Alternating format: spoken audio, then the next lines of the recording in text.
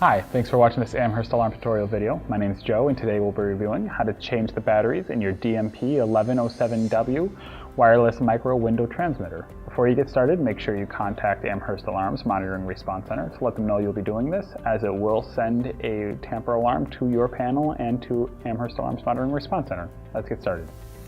This is a DMP-1107-W wireless micro window transmitter. To get started, you're going to want to take a screwdriver and insert it into the slot on the side of the transmitter and turn it slightly until you hear a click, and then go down to the other side and do the same thing. And then the cover should pull away. The battery is a CR2430 lithium disc battery. To remove it, you're just going to want to gently pull it out. And that's it. To insert a new battery, you're going to set it into its place, negative side down. There's also indicators to show you which way it faces. Gently push it into place. And then when you're putting the cover back on, there is a circle to indicate that that is the battery side. You'll want to line that up and push it in place until you hear a click and all four sides are down. If you feel any resistance, that means it's facing the wrong way and you need to turn it around. And that's it.